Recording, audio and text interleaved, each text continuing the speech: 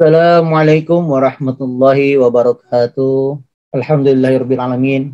Puji serta syukur atas apa yang Allah berikan, apa yang Allah limpahkan kepada kita hari ini sehingga kita bisa bertemu kembali. Sobat Pintar yang dirahmati Allah Subhanahu wa taala, bertemu kembali dengan Bapak Liapin di sini dengan pendidikan agama Islam dan budi pekerti.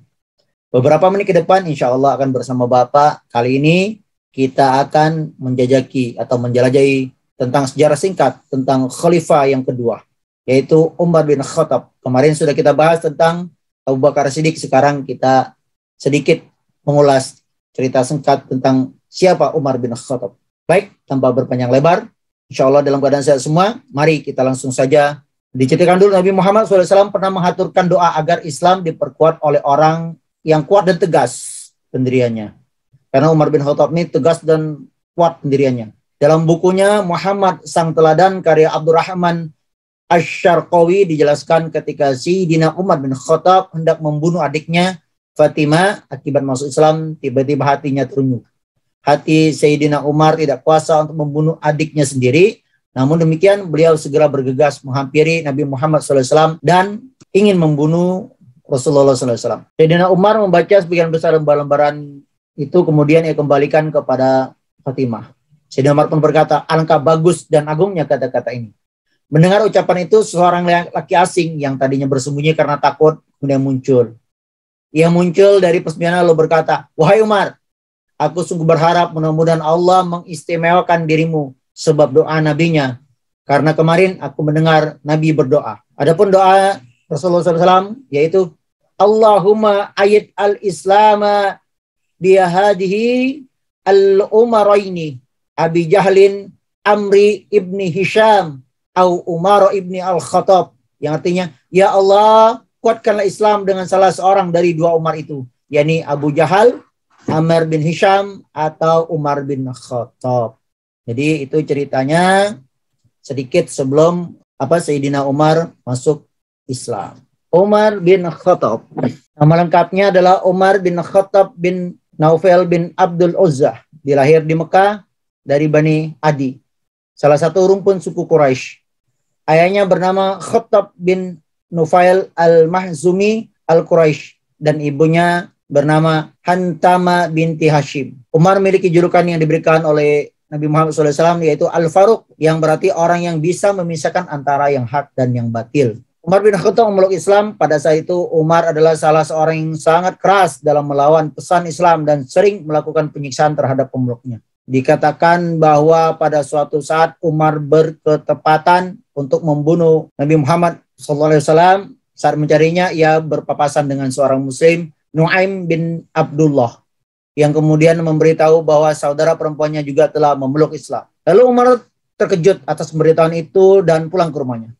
Di rumah, Umar menjumpai bahwa saudaranya sedang membaca ayat-ayat Al-Quran, yaitu surat Toha. Ia menjadi marah akan hal tersebut dan memukul saudaranya.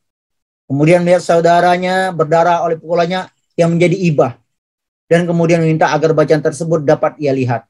Ia kemudian menjadi sangat terguncang oleh isi Al-Quran tersebut dan kemudian memeluk Islam pada hari itu juga.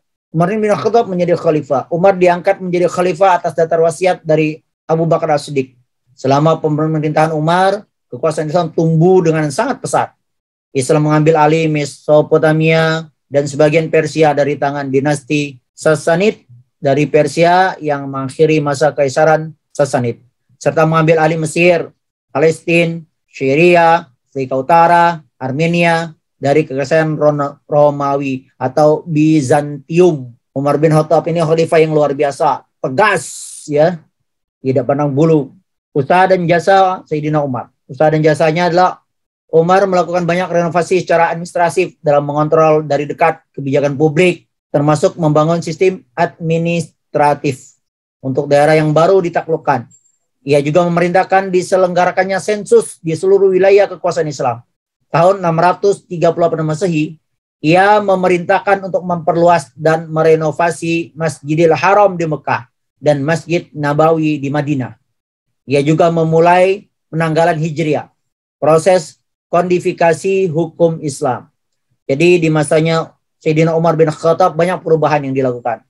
Terutama membuat penanggalan Hijriah, terus merenovasi Masjidil Haram dan Masjid Nabawi. Luar biasa di kekuasaan ketika pemerintahan Sayyidina Umar bin Khattab ini, Islam meluas dan sangat tegas beliau, tidak main-main ketika bicara tentang hukum Islam. Wafatnya atau kematiannya Umar bin Khattab. Umar bin Khattab dibunuh oleh Abu Luluk atau yang lebih dikenal dengan nama Fairuz, seorang budak pada saat itu. Ia akan memimpin sholat subuh.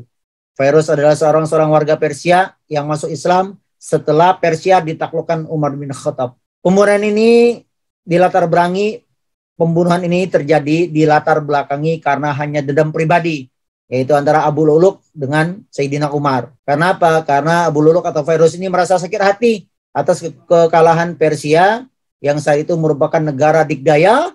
Sebelum ditaklukkan oleh Sayyidina Umar, Persia negara dikdaya, negara kuasa luar biasa. Tapi ketika di pemerintahan Sayyidina Umar berhasil menaklukkan Persia. Makanya Abu Luluk ini mempunyai dendam pribadi. Nah, peristiwa itu terjadi pada hari Rabu 25 Zulhijjah 23 Hijriah atau 644 Masehi. Jadi Umar bin Khattab ini dibunuh oleh seorang budak dari Persia yang bernama Abu Luluk atau Fairuz pada tanggal 25 Zulhijjah hari Rabu 23 Hijriah atau 644 Masehi ketika beliau mengimami sholat subuh. Demikian tadi cerita singkat tentang Khalifah Sayyidina Umar bin Khattab. Mudah-mudahan bermanfaat untuk sobat pintar semuanya. Nanti tunggu video selanjutnya, kita akan lanjut di jilid 3 yaitu dengan Sayyidina Utsman bin Affan. Siapa Sayyidina Utsman bin Affan? Bagaimana karakter kepemimpinannya? Ya, sampai jumpa. Mudah-mudahan ini bermanfaat. Kalau ada kesalahan itu pasti datangnya dari diri Bapak pribadi, yang benar hanya milik Allah Subhanahu wa taala. Allahumma afiq ila aqwamit thoriq. Wassalamualaikum warahmatullahi wabarakatuh.